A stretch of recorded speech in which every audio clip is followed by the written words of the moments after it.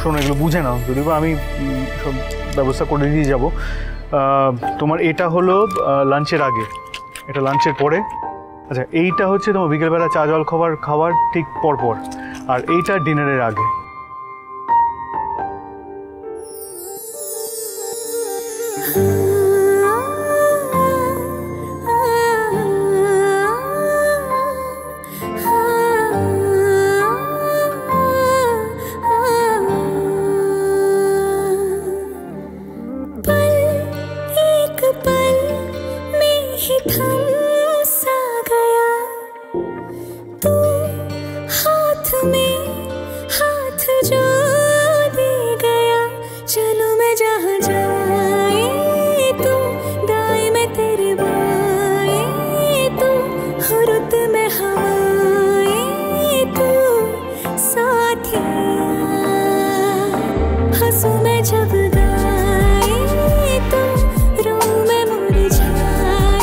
সবসময় ডিপমি না?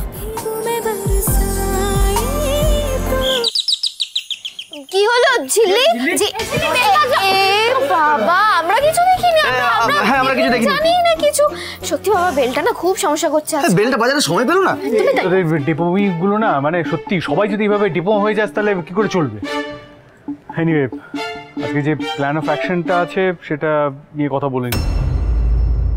মেজদা ভাই তুই আজকে অফিস যাচ্ছিস? হ্যাঁ, কারণ অফিসে না গেলে সবাই সন্দেহ করবে। যেটা হবে সেটা হলো আমি অফিস তাড়াতাড়ি র্যাপ আপ করে এমনি বলে দিয়েছি আমার লেট হবে। অফিস র্যাপ আপ করে আমি গাড়ি নিয়ে বাইরে ওয়েট করবো, তোরা টাইমলি বেরিয়ে আসিস ফোন করে দিলে। যদিও বা এখন আমি বলছি ঝিল্লির যাওয়াটাকে আমি একেবারেই সাপোর্ট করছি না। এটা নিয়ে আবার কেন কথা হচ্ছে? কালকে তো কথা হয়ে গেল, আমি যাব মানে আমি যাব। অগত্যা জানি সেটা। এদিকে তোমাকে কিন্তু একটু হাঁটা প্র্যাকটিস করতে হবে, জাস্ট ইন কেস, মানে সোজা হয়ে থাকলে যদি ব্যথা করে একবার দেখে নাও।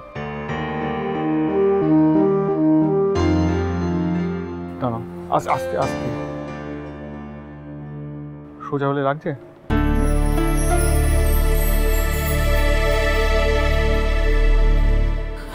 আরে ওমা ঝিল্লি, ও ঝিল্লি হাঁটছে, আমি এক্ষুনি গিয়ে সবাইকে বলছি। না না না শোনা, এখনই না কাউকে বলো না। হ্যাঁ ছাড়ো তো এসব, তুমি কি যেন একটা বলতে এসেছিলে না, বলো। ও এই ঝিল্লির কি জামা কাপড় কাচতে হবে? দে। কোনো দরকার নেই, ওসব জামা কাপড় আমি কেচে দিয়েছি। আর কি বলে তুমি বারবার কেন বলো তো উপরে আসছো? সাবধানে সাবধানে, তোমার আবার পা নিয়ে তো সমস্যা, আবার পা ফুলে গেলে সেটা আবার আরেকটা ঝামেলা হবে। আর ঝিল্লিকে তাড়াতাড়ি আজকে ডিনারটা একটু দিয়ে দিও। হ্যাঁ হ্যাঁ বড় মাম, বলছিলাম মেজদা ভাই তো এমনি থাকবে না, আর আমরা সবাই ভাবছিলাম যে আমরা সবাই একসঙ্গে আজকে ওপরে এই ঘরেই খেয়ে নেব। হ্যাঁ বেশ একটা পিকনিক মতো হয়ে যাবে। বাপরে বাপ, তোরা পারিস বটে, দেখছি দাঁড়া।